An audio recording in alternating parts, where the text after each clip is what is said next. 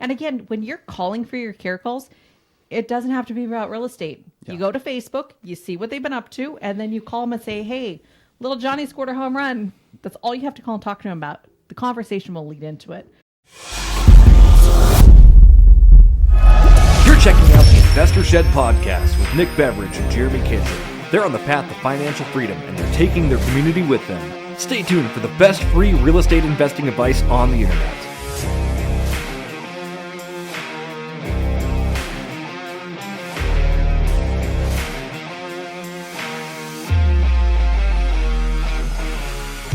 Welcome to the Investor Shed podcast. I'm Nick Beveridge, here with my beautiful co-host, Jeremy Dwellen Kitten.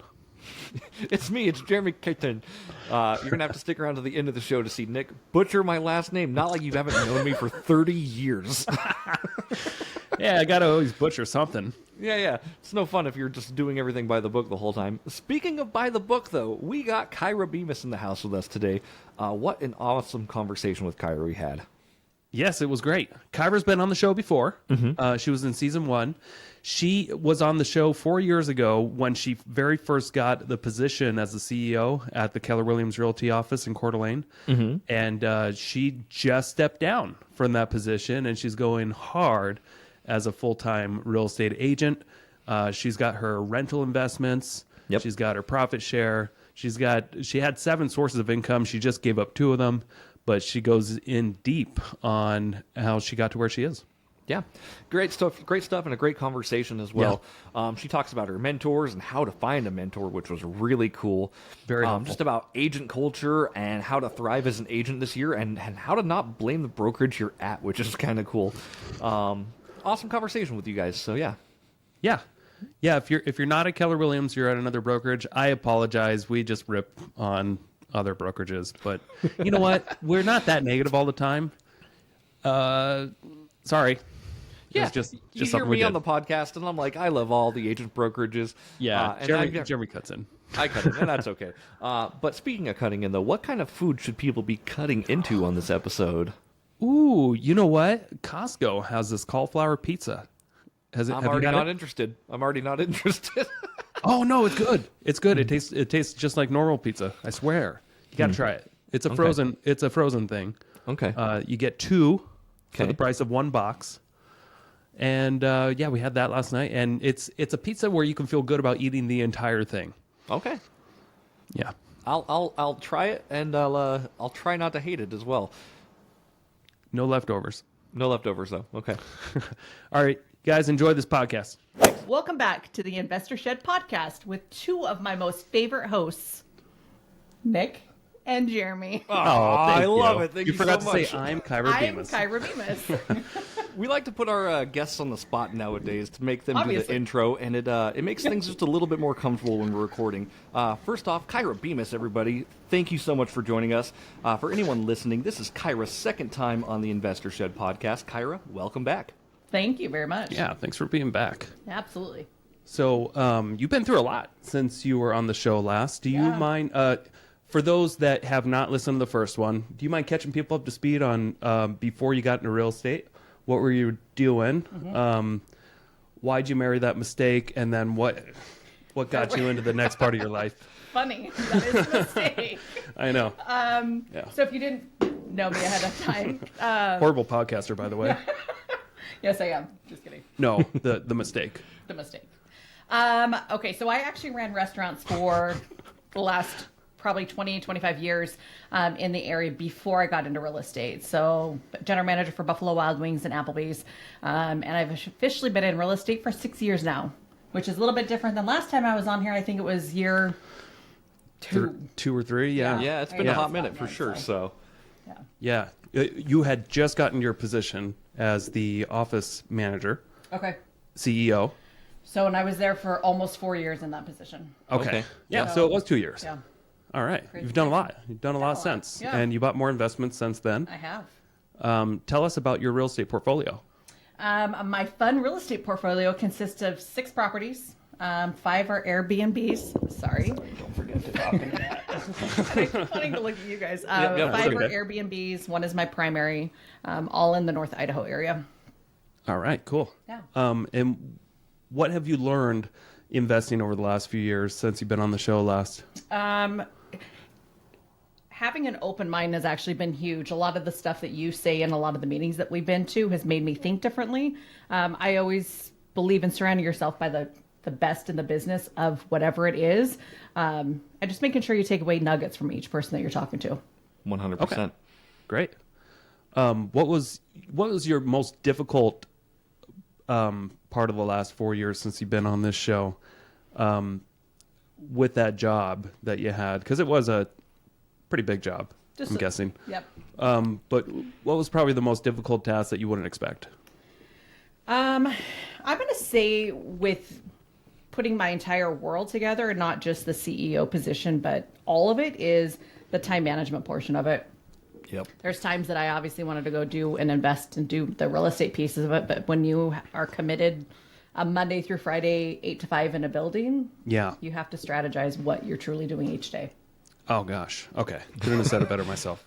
Yeah. Time management. When you get to a certain level where like you have the skills, you know what needs to be done, then it's just like, what's the priority? Yeah. Right. You know? And what can you leverage out? For the longest time, I've always been such a control freak on what I need, but if you find amazing people, leverage it out. It's okay to do that. It's okay to pay people to do certain things if they're better than you and that's their wheelhouse. Okay. So give us some examples. What kind of things did you eventually leverage out that you were resistant to? This is going to sound really dumb. Really dumb. No, it won't. Mowing the yard. Nope. That's Okay. We hear it a lot. When I have 6 properties, I like to mow. Like, that's my jam. Like, that's my disconnect kind of fun time. Sure. Yeah. The dollar per hour doesn't make sense when I'm mowing versus somebody else is mowing. What did you do to trick yourself into believing that you should be the one mowing? Was it, hey, this is good exercise, saving a buck? Saving money. Save money. Yep. Because saving money is, I've always been a penny pincher, because before the last 4 or 5 years, I've turned myself into a net worth millionaire. Before that, I didn't have $500 to my name. I couldn't afford to pay somebody to mow the yard. Like, that was just, oh my gosh, only the rich people do that. That's just dumb. So the mindset shift has been huge for that. Gotcha. Sure. Yeah. If you don't mind if I cut in here real quick. Yeah. So obviously a few years ago, Kyra, you were, you said $500 in your pocket. And like, I think some people listening could get a lot of value out of that. How exactly did you go from, $500 in the account to a net worth millionaire? Because it's not something that happens overnight, right? It takes a lot of work and dedication and practice. But what steps did you take in order to achieve that? So, good question, because people ask that all the time, but a lot of it is your mindset and your internal of setting expectations and setting goals for myself that I didn't think were achievable, but that obviously they were. I was mentoring with a lady named Marie Pickford. She has since passed. Sorry. He's going to fix my mic. Oh, I wish it turned better. Sorry. You want me to go like this? Well, then you're not even looking at anyone. You want me to... No, you're good. Yeah. You're fine there. Is it okay? Yeah. It sounds good. As long as it's closer to you. Like you're this? Good. Well, that's too much, Kyra. Don't overcompensate. Anyway, back to the question. Yeah, sorry. So I was mentoring with a lady named Marie Pickford, and she was, we were mentoring, and I was running restaurants, but it was just female leadership. How can she help me? But through the process, I realized I wanted to get into real estate. I was going to have to give up my $72,000 a year in restaurant to do this. And her goal for me was to save 6 months before I could quit. Yeah. I'm like, how do you save 6 months? I have $500 to my name. I'm like, lady, you're crazy.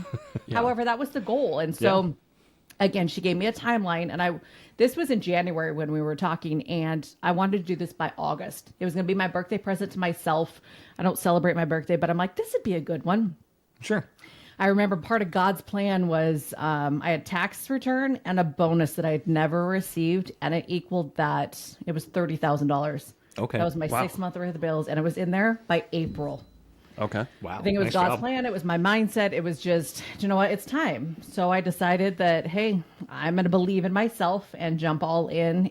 The scariest thing ever was going from $72,000 a year to a commission-based position, and I was a single mom.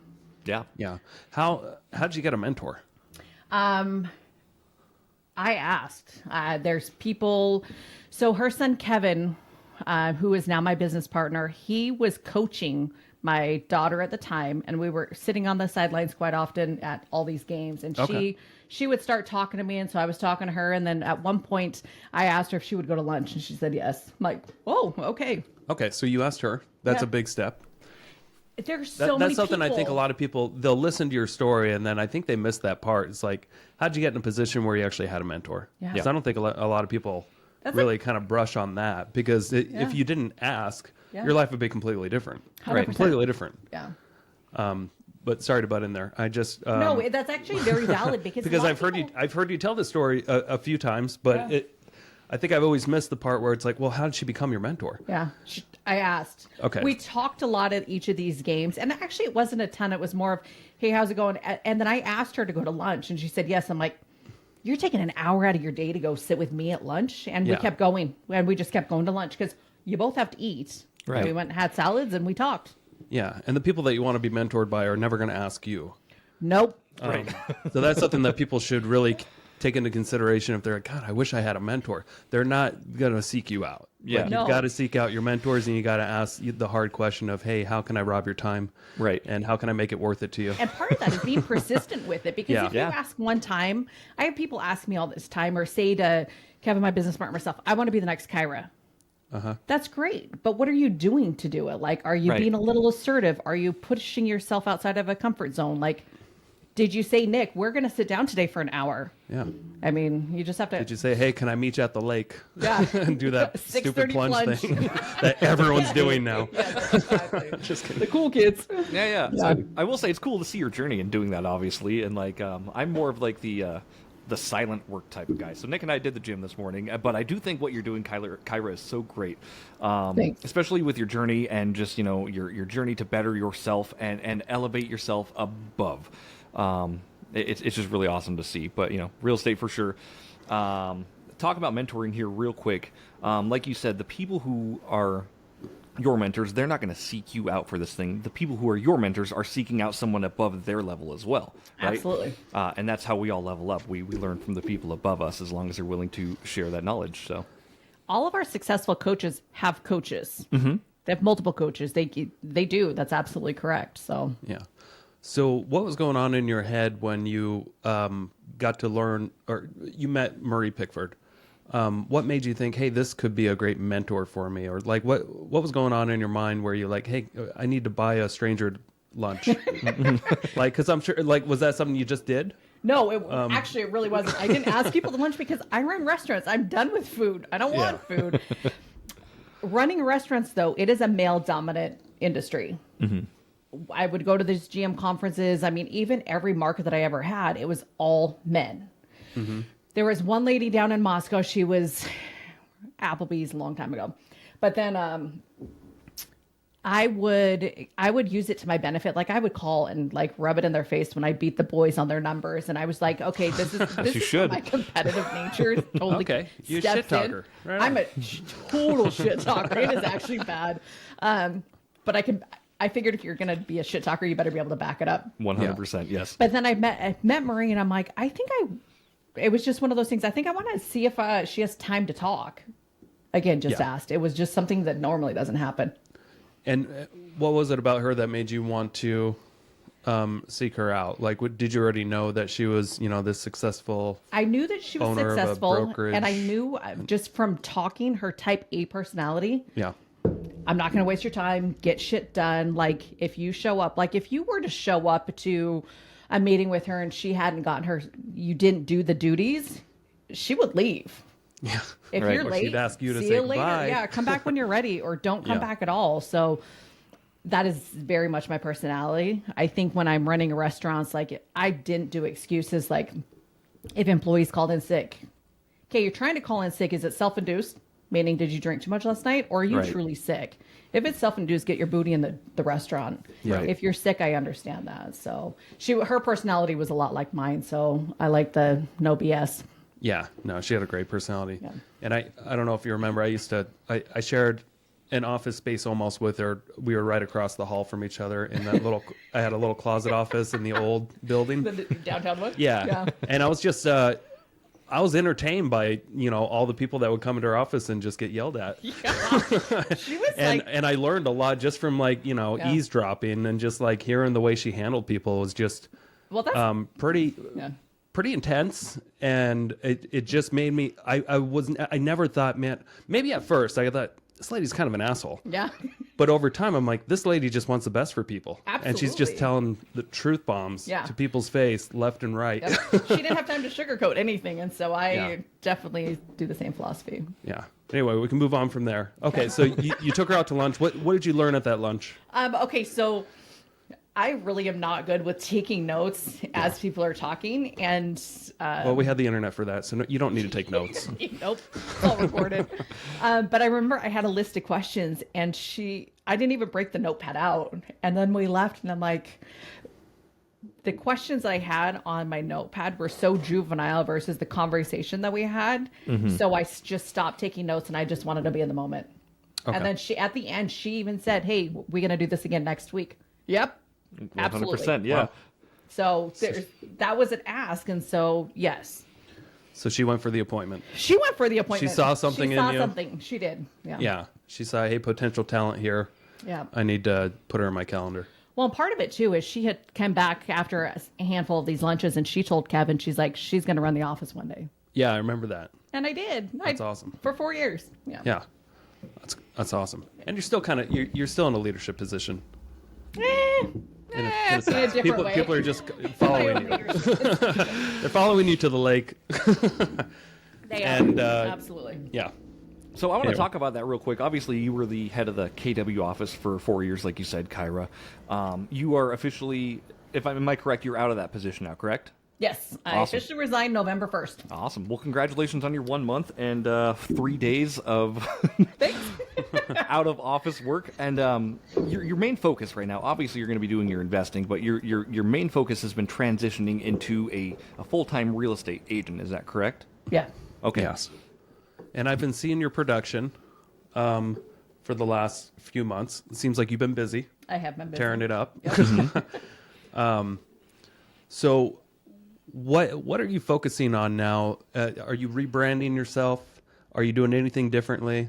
Now that you've had the pleasure of being able to work with all the shitty agents in the office, the top producing agents in the office, a little drip of everything. You're able to see what's working well for people, what's not. Absolutely. What were some of your big takeaways for the realtors out there that you're now implementing and you're just going to go all in on? So, great question. Yes to all of the above. Rebranding, everything that I've preached for the last 4 years to these agents and poured into, I'm now just doing it in our own business, and have very high expectations for myself. Okay. So yes, we're creating actually a podcast. We have rebranded, and it's Living in CDA, Idaho. So living in Coeur d'Alene, Idaho. Mm-hmm. And it truly, being a native of Idaho, and then Kevin's been here for 18 years, we're just going to showcase what it truly is like to live here. Yeah. So if people outside of the area are looking to move here, what does it look like? What do you get to do in this area? I am pretty adventurous, so all of my adventures are going to go with me, and it's going to be on film. Nice. Okay. Yeah. So it'll be fun. I'm excited. So what does that look like? Are you the one doing the filming, or are you hiring someone to follow you around? Well, Jeremy and I have a meeting. Oh, yeah. As soon as we're done with this, I'm going to go meet up with Kyra about it. So, well, hey, okay. Well, there's a lot of people listening to this that are in similar, types of jobs or careers. So tell us, Jeremy, what are you going to be doing for Kyra maybe if she signs up with you? That's a good question. We actually even haven't heard of this. Was actually a sales pitch. This wasn't a podcast. Yeah, we got you in to seal the deal before the appointment. Yeah. Make your mind up before we. No. We actually haven't established an actual plan for us yet, but I'm sure you, me, and Kevin are going to sit down and figure out, see if I can help you, and see if I can at least point you in the right direction, whether you use my content or not. I'm happy to be a resource for you guys and help you guys grow. So I'm looking forward to that and just providing value. Correct. You got me, right?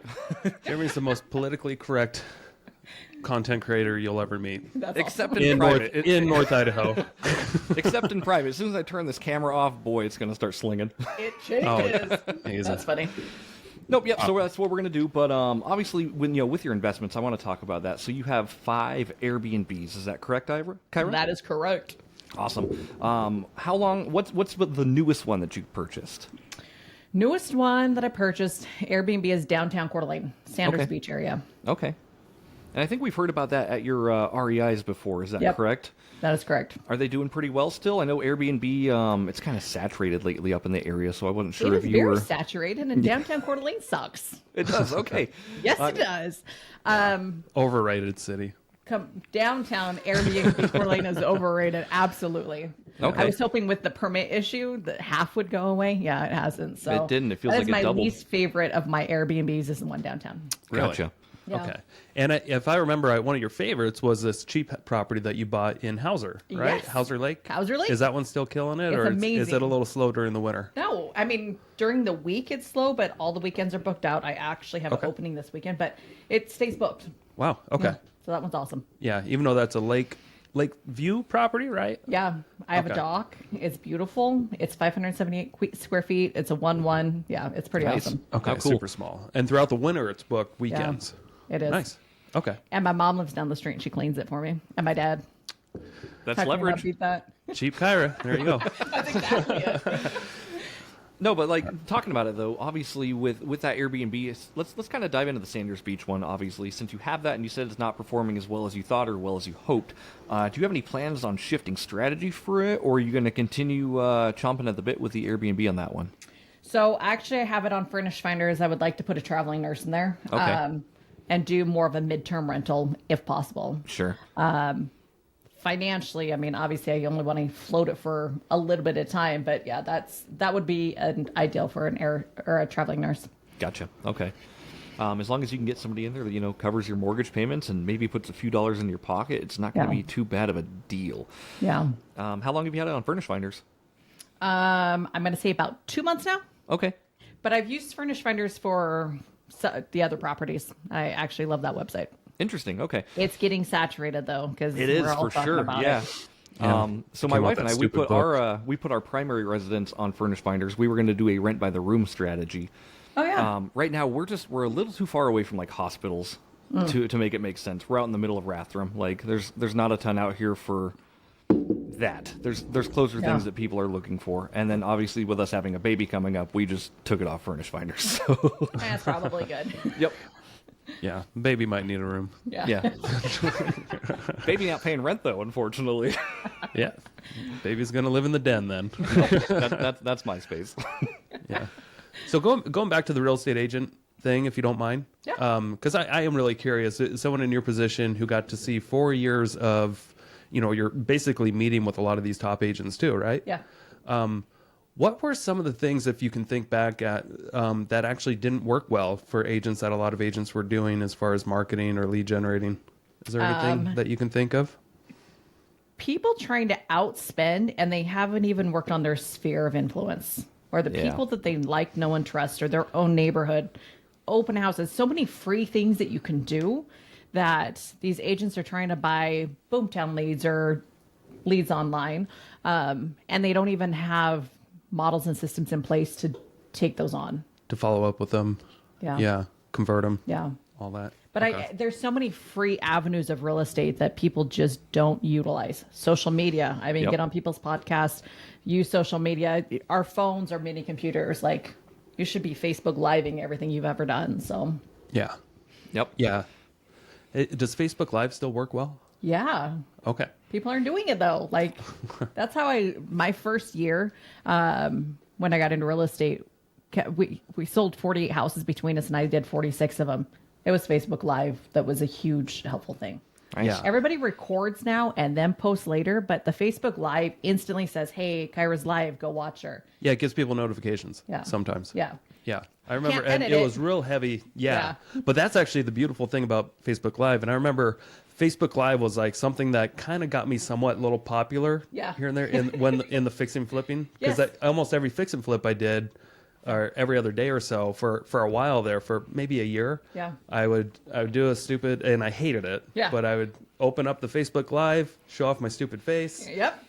Have to hear my stupid voice. But the great thing about it was once you hit start and once you hit end, you're done. Yes. And you don't. And there's no I don't even know if I want to put this up anymore. You're or committed. you spent all this time filming something, Yeah. and then you don't edit it because you don't have the time. You don't put it out there. But Facebook Live, it's amazing when you're in areas that have good service. Yeah. Yes. I've done quite a few, like, the service is sketchy and then the video's just chopped up and stupid. Yeah. But for the most part, it was a great tool to kind of get known as somebody that does something regularly. Because it puts you in front of people. Yeah. And people stalk and watch. They just don't say anything. So Right. you know that they're out there. You never know who's watching too, and that's Yeah. what's kind of interesting about the whole thing. Nick, I was going to say about your Facebook Lives definitely before you said it, but all of yours, they're out in Spirit Lake or Dover or something like that. It's like Nick's live, and then I go on your Facebook Live, and it's just you cutting out for 5 minutes. I'm like, Yeah. But there were plenty that had good service, but There yes, were. I've done plenty where it was just a bad idea. it's just But those you know what? rural properties. You still, here's the thing though, you recognize that I was live at some property. Yeah. Yep. And that's all that mattered. Yep. Yeah, because usually the watch time is like the first 8 seconds, 10 seconds anyway. So they know that you're there. We got listing appointments because of that. They're like, oh, we know that you're going to do a Facebook Live. We want that. Yeah. Yeah. It could be a shitty ass agent, but then you do a Facebook Live, so it's good. You just Yeah. go that little extra effort of not being a secret agent. There you go. Yeah. Nick's actually sold a house because he's the host of this podcast, by the way. Ooh. So I was photographing the house, and I asked them, I said, hey, how'd you hear about Nick? Just trying to make conversation. And they're like, oh, we listened to his podcast. I'm like, that's so awesome. Like, the thing works. Yeah. And it's funny, when you told me about it, I had no idea. Yeah. I thought they came from a referral, but you never know. That's why you ask until somebody better else asks. questions. Yep. They must be Well, one of the one people they who, actually came in through an agent referral, but apparently they were that watched they it. told their agent to call me. Yeah. Which Oh, is kind that's of funny. nice. They must have been one of the people who stick beyond the 8 seconds that we filmed. So if you're There still you here, go. we want to talk to you. Thanks, everybody. Yeah. That's awesome. Yeah, I think doing the podcast is such a smart move on your end, because like I've been doing it. We've been really consistent for a year, Yeah. but I let a year go. But it was like during that year that I wasn't doing it is when all of a sudden I started hearing a lot of people say, "Oh, I've heard this podcast, I've heard that podcast," Yeah. and then Podcasts are like go back and look at, even though it's just something local, and we're not really pushing it. Yeah. They're listened to again and again and again, and they still get activity even like 3 years later. Yeah. And it's just some sort of marketing that's free. It's out there, and you don't have to pay anyone for it to stick on the internet. Yeah. Yeah. And the people get to hear your voice and what you Well, do. YouTube is the number 2 search engine in the world behind Google. So if you can put anything on YouTube and they like you, they like the content, I mean, they feel like a connection with you, then yeah, it's definitely a good part of it. Yes. Yeah, it's better than just having your name and old 20-year-old photo in Homes and Lands. You know, we all still People love get to know you a headshots. little bit more. Yeah, just a little, yeah. It's kind of cringy looking at some old agents like marketing and just how they do it. I'm like, I could help you so much. You're driving me crazy. They get stuck in their same ways, and I think Like part of the there's- agents need to develop with the times. Yeah, we're in the 21st there's some century now. agents- We gotta step out of that for sure. Yeah. Some of those agents are just so good at their jobs, but they're Right. just horrible at marketing. Which, Sure. That's why you need Jeremy in your world. oh yeah, I mean leverage is king, right? But I mean it's. I think as long as you're posting, as long as you're consistent, that's the most important thing about social media, right? Yeah. You can post one cool thing and that's awesome, but your consistency is king. And it doesn't have to be perfect; it just has to be done. So, like you guys were saying with Facebook Live, like just do it. Like, Yeah. nobody cares, and that's what I tell all my clients anyway. I'm like, literally, nobody cares if you mess up. That's the best No, thing because about it. This is what you look like. This is what you sound like. Just have fun with it. Right. And then I always tell people too, like if nobody's watching your videos, it's probably just a crappy video, which nobody sees it anyway. So then you shouldn't be worried about if you put it out or not. Just do better next time. Very true. Yeah. That's awesome. That was a huge takeaway. I listened to the, Mr. Beast on Lex Friedman recently. And he said a couple of things that just stuck with me. Is like, it doesn't matter how many subscribers you have. It's just about the views. But he also said this, like, if you're not getting many views, it's because your content sucks. That's it. That's the hard truth. And it's all about like how much effort you put into it. Yeah. and people will watch stuff that's good, and it will organically travel. But if you're out there, you've been filming content for a while and putting it out there, and it's just not working, it's just because you suck for now, and you'll get better the more you do it. 100%. But that was the That is trick. true. That was also something I learned. You know, the more you just keep putting it out, the more videos you make, the more you actually make an effort. If you like doing it, it will get better. Absolutely. Yeah. I agree. I like Don't to tell suck. people, embrace the suck, because your first Yeah. 5 videos you're going to do are just going to be awful. The first 20 you're going to do are going to be pretty rough. After that, you're going to get a little bit of experience. It's going to get a little easier. It's going to get a little Yeah. bit more streamlined. So just Well, and even stick meeting through with it. the agents for the last 4 years, that's been part of the feedback, or like what we say is, hey, you're going to suck. It's okay. Yep. It's Yeah. totally fine. Just continue to do it. Yeah, and that is with anything. Anything you start fresh, you're gonna suck. Right. You're gonna suck when you first start walking. It's not gonna look great. Well, have you watched a baby You're gonna walk? fall a Like, few times. Yes. Same But- thing. Yeah, but it's the exact same thing. So That's awesome. Yeah. so tell us more. What else did you learn doing that role for 4 years? I have to say nice things? No. You You can can say I'm whatever you kidding. want. No, no, Oh, no. 14 people are gonna hear this. You can say whatever you want. No. 15, Nick will watch it twice. Time management's was huge. Personally, I've now taken that into more of my personal life. Like I time block everything. Good. I've also changed my parenting style a little bit. Okay. How so? I explained this the other day on another podcast that I was on. So my daughters are very much like me. Mm-hmm. They hear a lot of the stories when I come home, not complaining about agents, but voicing my opinion. Yeah. Is that politically correct? Sure. On how, like, move with a purpose. In our household, you have to move with a purpose. You have to think with a purpose. There's like that, just more of the higher intensity part of it. Like Austin's away at college, and she called me the other day before. She's on a ship right now, but when she was actually at college, she's like, Mom, people don't move with a purpose here. So I'm like, I have the impatience of like going around, people are going and moving. Yeah. My daughters are the same way. What kind of ship is she on?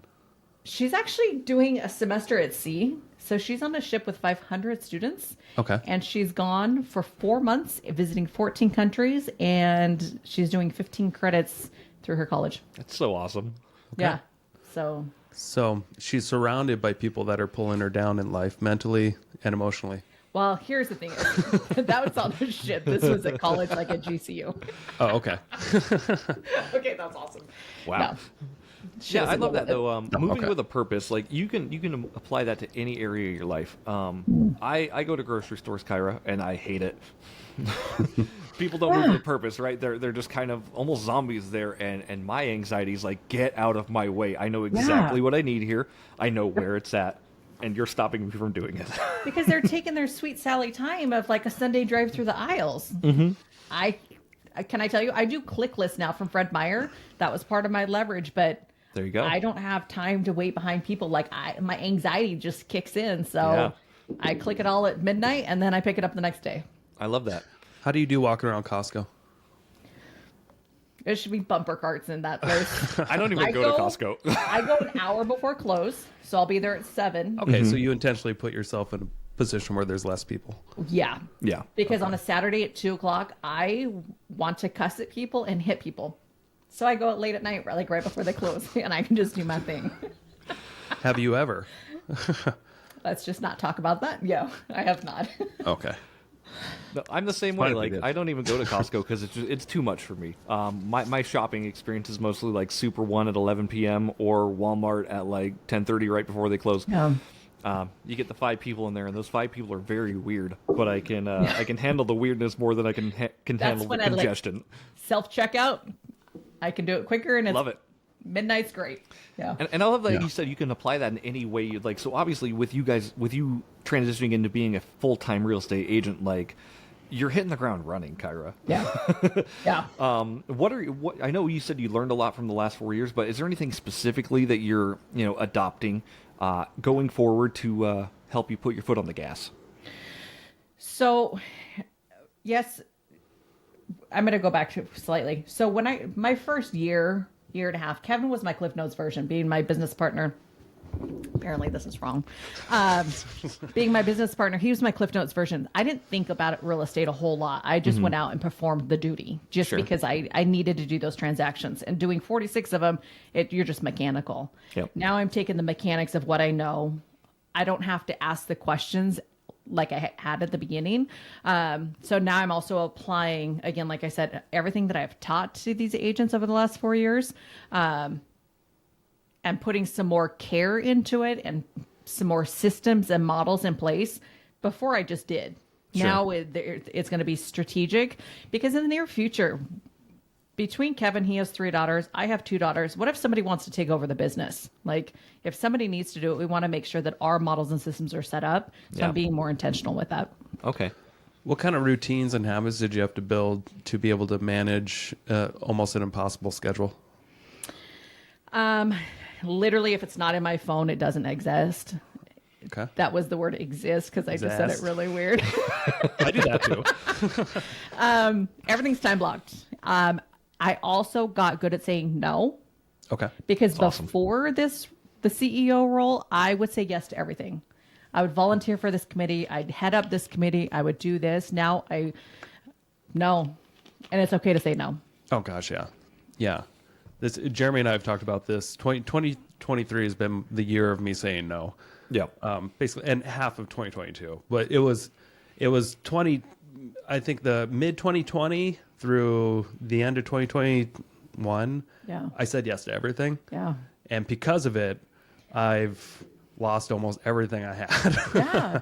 Because I just overcommitted, over leveraged, way overdid it. And I did not know how to say no to opportunities. Yeah. Right. And it's been one of the best things I've ever done is just being able to look at opportunities daily and just like, nope. It's good that you've been able to do that because we went and looked at a possible flip last week, and I get this like, oh my gosh, this is going to be awesome and amazing. I want to do this. Yeah. But then Kevin's more of, hey, do the numbers line up? If not, no. There's zero emotion. I have the emotional side. So it's good that you're able to take that out and be like, no, I'm just not doing it. Yeah, because the bigger goal for me is not doing anything this year, Yeah. other than finishing what I've already committed to a couple years ago. See, which just knocking those out one after another. Yeah. So you're in that state of you just had to say no to a lot. So if it wasn't in your calendar, it didn't exist. So does that mean the gaps that you had in between your calendars? What would you do then? Would you take some time off for yourself? Yes and no. Like I schedule my vacations. I schedule my time off. Like if I need downtime, then it's downtime. If not, then I would figure out something to do. Having 300 agents up to 350 at one point, you gotta have a door that everybody's got a minute. I would schedule got a minutes for a while, like, cause I know that my door was going to be revolving. So if I had a little bit of free time, I would just open my door and like the agents could come in. Yeah. Yeah. And I found that I wasn't, in a position like you were, but like when I had 20 people working for me. Yeah. Yeah.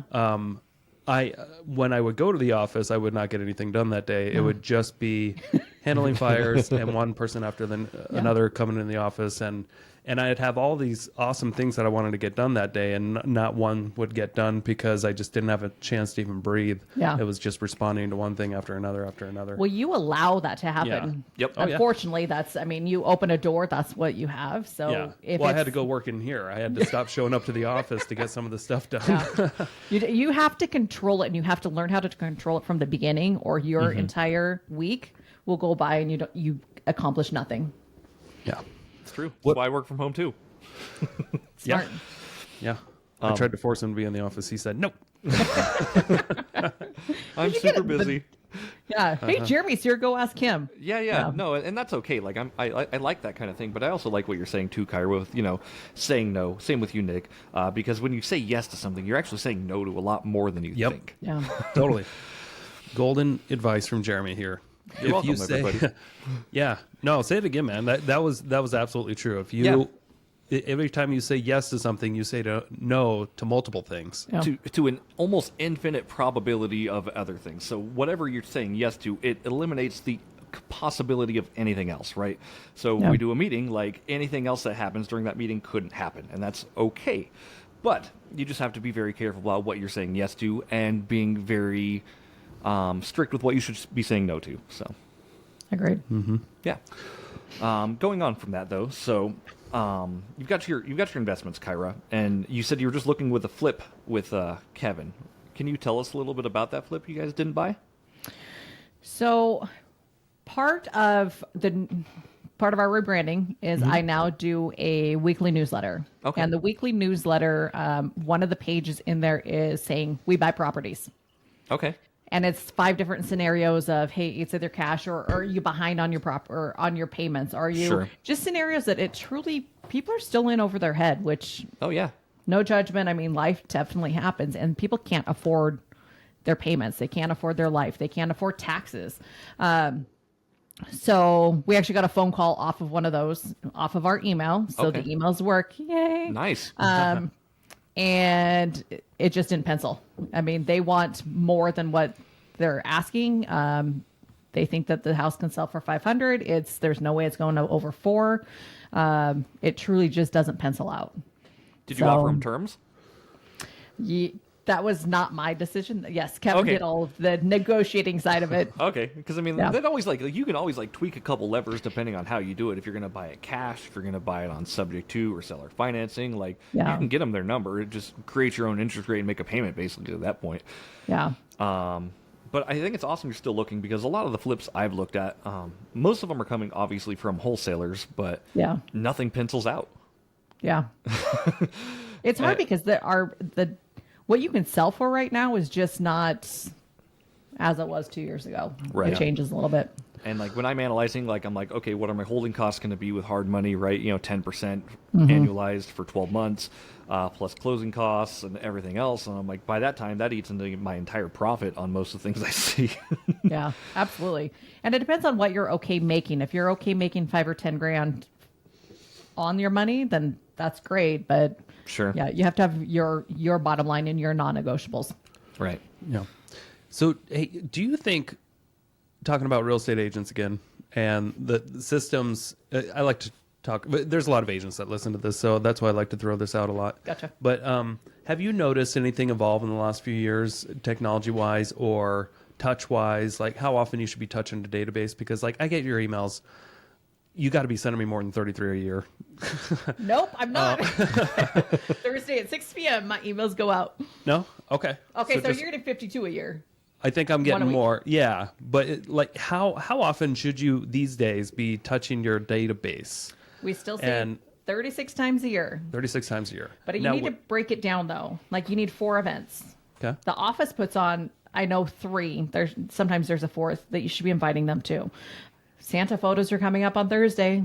Jeremy's taking some photos. I'll be there. Yep. Just invite your whole Invite your database to that. entire database. Yeah. It's a good care call to call and say, hey, want a free Santa photo? Because you go to the mall and it's $20 and you have to stand in all those lines. Now, what would happen if all 300 agents actually invited their entire database? I would love for that to happen. Nobody's going to because they don't. I Yeah. do. I literally send a text to hundreds of people about it. I would love for Jeremy to have to stay there for 12 hours to take Santa photos. Do you get paid? Does Jeremy get paid per photo or per? No, He's gonna have to negotiate his contract after that one. if we're doing that one, if that's what you're doing, you're not even on the owner of the office anymore, Carl. Don't No, I'm tell me gonna to do be that. like, sorry guys. No, I'm there from 4 to 6 or 4 to 7. So we'll make sure No. we'll make sure we work it. But So getting back, you truly should touch them 36 times in a year. Quarterly, 4 events. Okay. Quarterly, a phone call. That's like actually picking the phone up and calling people. What? Sure. What? Who does that? that?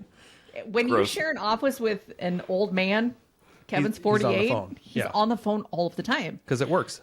It works because even just the care that you have talking to these people. And again, when you're calling for your care calls, it doesn't have to be about real estate. Yeah. You go to Facebook, you see what they've been up to, and then you call them and say, hey, little Johnny scored a home run. That's all you have to call and talk to him about. The conversation will lead into it. Yeah. Call your people 4 times. Send out a quarterly newsletter or a weekly newsletter. I mean, there's so many basic things that you do. Again, it's just the model and system in place. So you kind of set it and forget it. It's done. Okay. Why do you think people leave Keller Williams to go to EXP? They're uneducated. Are they uneducated in the ways of being an agent, or are they just not aware of all the resources they have available at the office? Like, what are some of the biggest trends that you see? She's gonna get heated. Or is it a culture thing? Or are they just somebody called them and invited them to a thing and they're just easily flattered and like, okay, that's a lot of it. I'll right there. rebrand. Oh my gosh, somebody's trying to recruit me. Well, it's flattering. It's flattering. Mm-hmm. If you need flattering, call me. I'll tell you you're pretty. I'll tell you good job. But this is not the business. And I'm an ego-driven person. Like, I need my awards, I need my high fives, but I've earned them. Right. If you haven't earned them, then you don't have room to talk. A lot of it is flattering. Oh my gosh, somebody's trying to recruit me. Like, I had one of our vocal agents the other day. She's like, oh my gosh, I'm getting recruited. I'm like, you should be, because that's who you are. I know who that is, I think. But I think that the people that go to EXP, other brokerages, wherever, they don't look at the fine lines and the details of it. If you want to have an EXP conversation, call Kevin. Like, just the pure knowledge that the things that you have to do to earn your rev share back, the things that you're committing to teach on a regular basis. If you're committing to teach on a regular basis at one brokerage, why are you not doing it at your original one? Right. If you're unhappy where you're at, are you instantly just going to leave a marriage? Are you going to leave your best friend? Are you going to leave your kids? Like, what's the root cause? Because it's more than just that. Communication is key. Maybe. Yeah. Mm-hmm. Yeah, that's a good point. If you bring it back to like a household, like, why do people get divorced? Communication. Probably communication. Or you just picked a bad It's word. not always about the money. Right. All right? They may say it's about the money. It's not always about the money, no. It's usually about the person you're with. Yeah. And if you're not hitting Communication. it really is. If you're not hitting your goals, that is where you truly need to take a look inside. Look in a mirror. It's nobody else around you. It's you. Yeah. How do you need to tweak it? Are you time blocking? Like, if you want to make $500,000 a year, does your schedule show that you're going to make $500,000 a year? Are you grinding every day and every weekend? Or are you just doing a half-ass? But EXP, they have health insurance, right? Awesome. Guess what? I pay my own health insurance. I'm proud that I can. I have health insurance too. So here's part of it. When I left restaurant, one of my biggest things is I didn't want to leave restaurant because I had insurance. Yeah. Dude, I can go sell a house and pay for my insurance for my entire year and make a lot more money. Right. But people will make that their ultimate excuse for not living the life they want to live. Bad mindset. It's because, well, the health insurance or, something that takes an afternoon to figure out. Yeah. Yeah. Like, lead gen for an extra hour a week. You can pay for your own health insurance. Right. Yeah. Or join a team that Crazy. offers What? it. Yeah. There's options. Absolutely. No. Yeah. Talking about it too, like, I mean, like, I'm an outsider. Obviously, I'm not a real estate agent, but I see people. Yeah, sorry, Jeremy. No, it's okay. Like, I just want to be a part of the thing, right? Yeah. Like, I see people coming and going, and from an outsider perspective, like, I don't care, because like, you're gonna go wherever you're gonna go, and like, nobody's gonna stop you anyway. Absolutely. And I think people, they do get kind of blindsided one way or another. Like they see a flashing light, or they see a brand new thing, and like you said, like, oh, someone's recruiting me, I'm flattered, right? Or, oh, splits are just a little bit different. Like, what I tell people, like, I don't really care where you hang your hat as long as you're happy and successful. Yeah. If you can do those two things, like, be somewhere where you can do that. And here's the thing. There's a brokerage for everybody. Yes, So 100%. I agree 100%. But the part that pisses me off more than anything is, remember where you came from. Right. Remember where you got everything from. Like, I remember, I will never leave Keller Williams unless something shitty completely happens, because that is where my life changed. I have amazing mentors from inside of that building. Same here. I'm not leaving just because. Like, the second I resigned, I got a text saying, hey, you want to come rock this place with me? No. I've built what I have. Hey, you because want of to people here. restart completely? Yeah. Nope. Yeah. So, I mean, it's the perception on what you have for it, but there is a brokerage for everybody. So I'm not saying Keller's the best for everybody. It just happens to be the place I need to be. Yeah. And It we were does. on a- And Jeremy, go I know you said, you see things like on Facebook and stuff, and everybody usually when they switch brokerages, they rebrand themselves online, and it's a celebration event. Like, look at me and my new EXP logo or Remax logo or something like that. And it's just like doing things differently now. Yeah. Are you But still showing up half-assed like you were at our office? I look at that and I just cringe, because I'm like, ugh, that's embarrassing. They're going to publicly state to everybody, look at, I'm going to blame a brokerage for my shortcomings and start somewhere else. even- And I know a lot of people are going to probably hear this and just not agree at all, but But here's part of I it just too think is- I just think it's gross. Well, we talk about this in our office quite a bit. Is when somebody posts, "I bought a new boat, I got a new car," and everybody congratulates them. Yeah. Oh, you're in debt now even more, and you couldn't afford your mortgage. Now you're going to pay for a boat because you want to look like a cool kid. Congratulations. Right. Yeah. We're congratulating people for truly the wrong things. Like, why aren't we ever congratulating somebody for paying off their mortgage or paying off their car, or being debt free? We're going to congratulate you because you bought snowmobiles. Dumb. Like, it just doesn't make sense that way. And I don't know if everybody saying congratulations really means it. Oh, gosh, no. No. Yeah. Yeah. Okay, weird tangent. Sorry, Jeremy. No, you're okay. Let's move on, huh? It's always interesting to see this Wait, stuff, before right? we do move on completely, though, can we talk about profit share a little bit? Has profit share been real for you at all? Yes. Do you mind sharing what you've been able to? $29,800 is where I'm at lifetime for profit share. Okay, I think Nice. we're almost neck and neck. Really? But I've been at the brokerage for 13 years. There's 6. My role helped a little bit. Yeah. So. But it's just going to get better. It doesn't usually get worse over absolutely. time. Yeah. No, it's been They amazing. don't take money away from you over time. No, they don't. But I truly have that in an account that I still have never touched, which I know I need to change it into a high yield. But I still haven't figured out what I'm going to do with that money, but it's sitting in its own personal profit share account. Nice. Yeah. If you need help with a high yield, I just set one up. I can point you in a good direction. We will talk after Okay. this. Yeah. But just one more thing about agents, like as a consumer, from a consumer standpoint, I'm not talking about obviously as an investor or somebody on the inside of a business. Like, the brokerage seems so far beyond what the agent is. Does that make sense? Right. So if I see Nick Beveridge, I don't instantly think Keller, but because Nick's Nick, it makes me think Keller. Right. Yeah. And it's weird. Like the brokerage, it's just a place to hang your hat. As long as you're doing business and living up to your morals and your standards, go wherever. But also talk to people at Keller because they're great. Yeah. Well, I think it's more than that. I do believe strongly though, like if you're a talented person, you're going to do great at whatever brokerage you go to. I agree Absolutely. there. Yeah. Yes. But I just feel so lucky to have stumbled upon Keller, like in Florida early on. And I did a tiny bit of research. I mean, I went to multiple different brokerages in this little town. Yeah. And I went with the people that were the friendliest, and that was it. And then I got to learn, and it was Keller. It was Gary Keller's like teaching on Agent Mountain and stuff that showed me that, oh, this doesn't have to be temporary. Because I got into being an agent as, okay, I'm going to get it to learn how to invest in real estate and then eventually move on. I didn't know you can build a team. Right. And that you can actually build a legit business out of this. You don't have And to. you've done it. Yeah. Which is Yeah. awesome. So, but there's so much credit, like you said.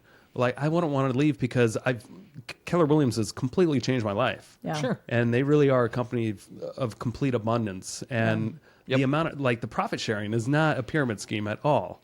The So, way it's I set don't up know is. I don't know if people. Can I explain profit share just a little bit? No, because I think we should take a little clip of this and share it for those that are confused by profit share. But So profit share is each market center is owned. Like our market center has 3 owners.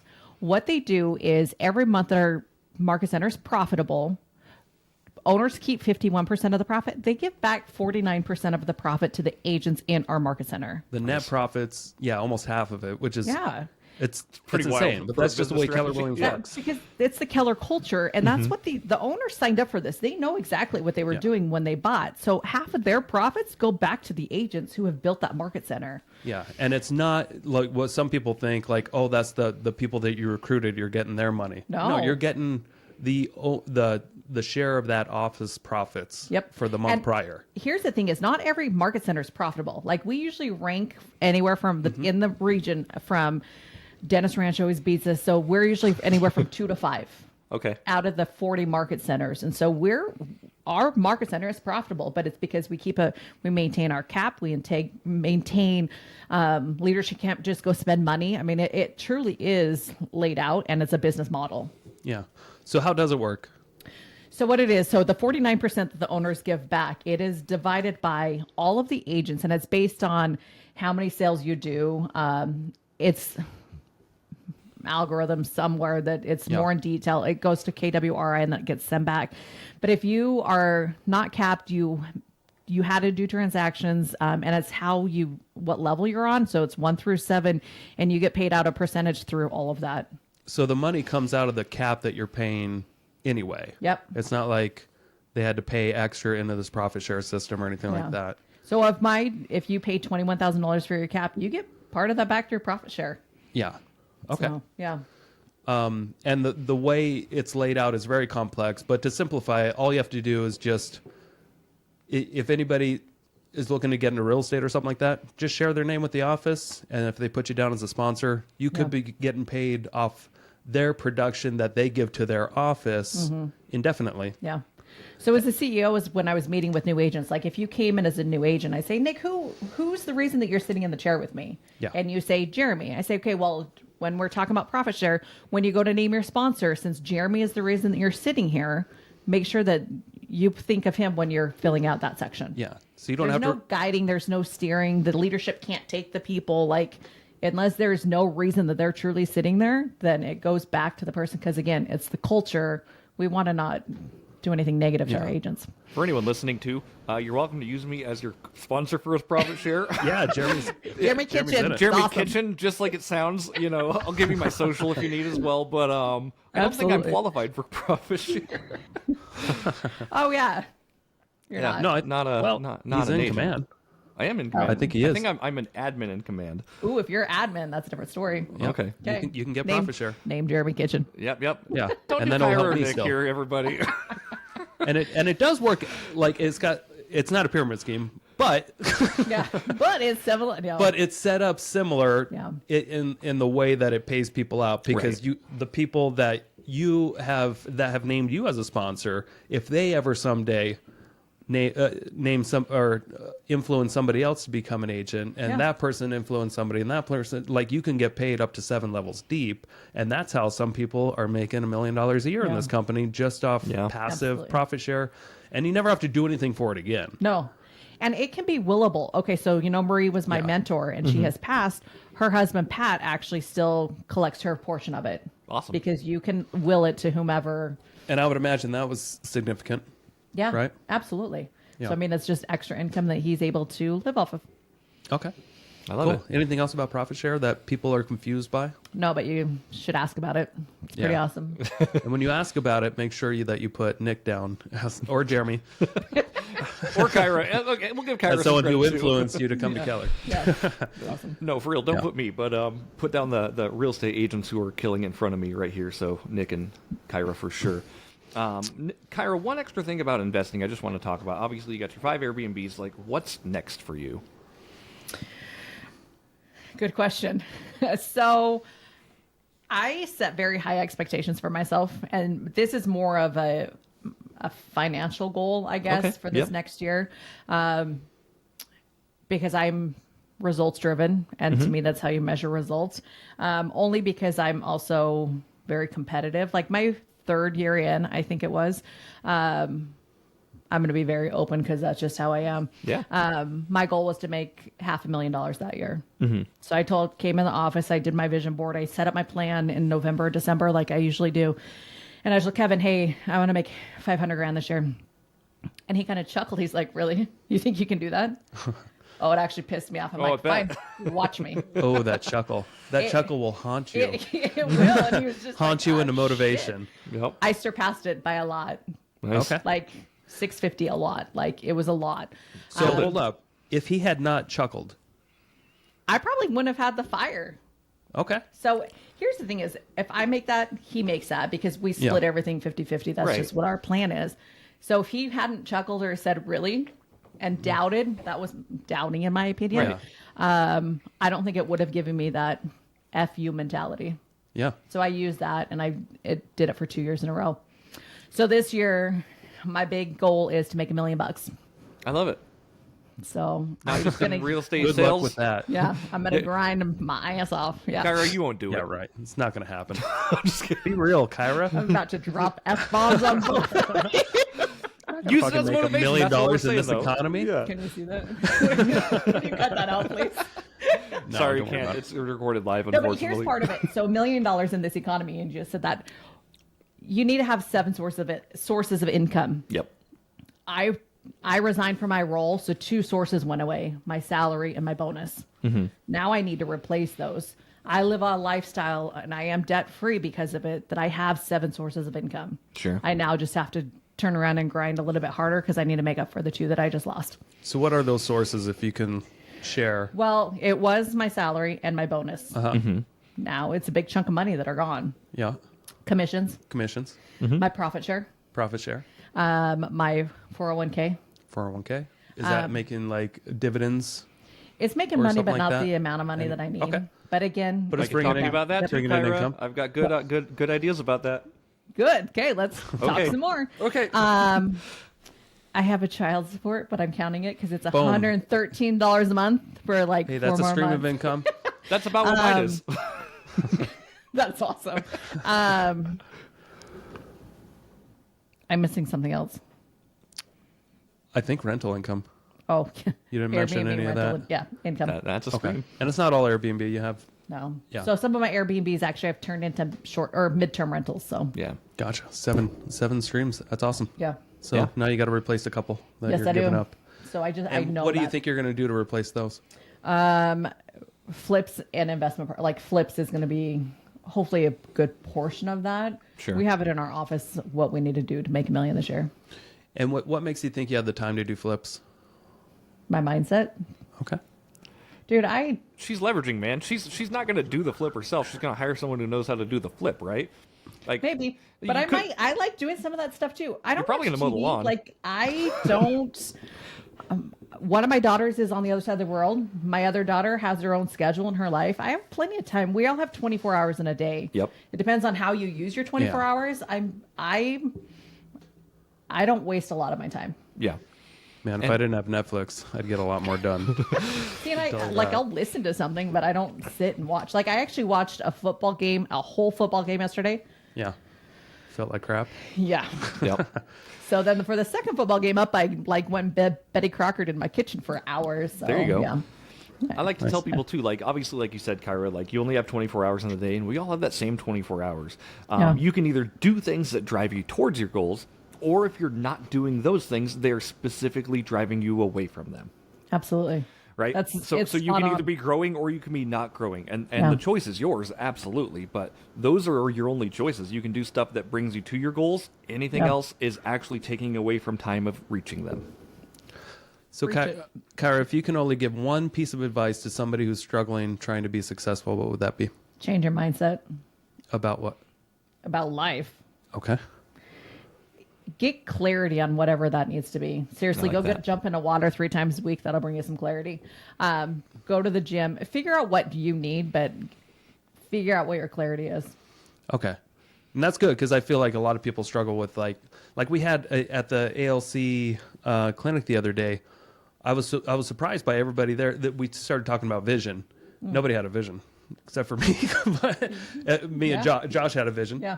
I had a vision, but not everybody was really clear about what they really wanted. Can I tell you, I think part of the reason why is because even though you've they were had successful. you've had a crazy last couple of years. You just explained all of that. I think once you go through some traumatic times or some stress or it gives you a different perspective of what the future needs to look like. I think it really gives you clarity on like, I'm not ever doing that shit again. I need to do this, this, and this to Yep. get me to those next goals.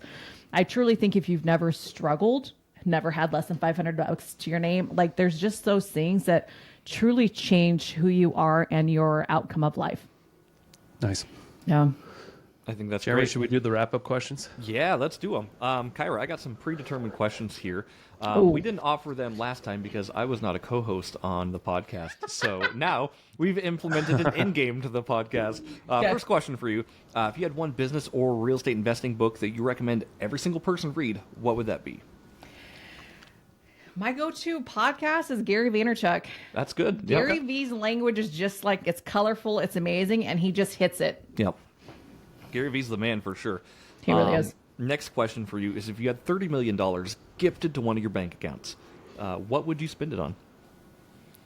Real estate. I love it. All of it. 100% is going to real estate. What's funny is, like, we asked that question, and a lot of people, like, some people are at a point in life where they're like, oh, everything's paid for, I don't need anything. I would buy a boat, or I would give it to charity, right? It's just always interesting to know, like, what people would do. Most people would invest it back into real estate. Well, yeah, because it's going to change my kids and their grandkids, all the lives, real estate for sure. Oh, yeah. I didn't know that real estate could do this until I got into it. Yeah. Next question is, how do you define success? If you're truly happy. Truly happy. Not just surface level happy, truly happy. No, truly, like inside, dig deep.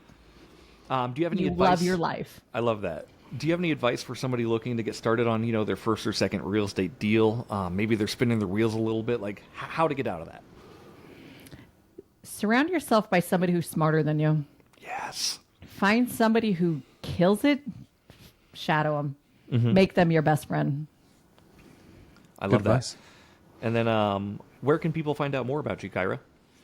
Well, Jeremy, they can Facebook, Kyra Bemis. Okay. There's an A in my last name. People forget that. It's right there. Instagram. You can just point to this sign. Can you see this? So you can't see it. No, I you'll can't see see it it right now. In You'll see in it on the full- video, though.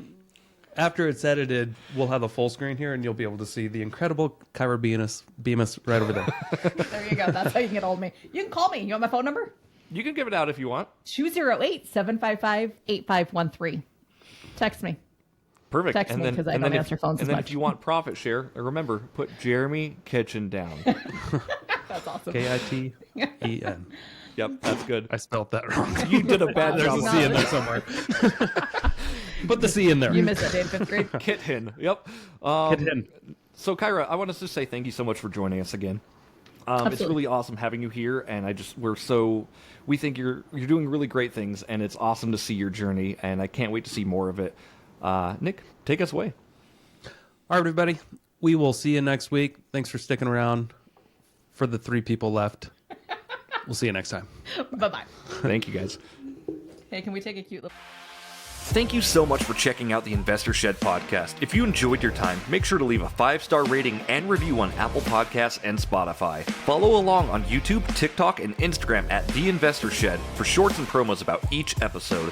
Do you want to be a guest or know someone who has great real estate investing advice and stories? Reach out to us at theinvestorshed@gmail.com.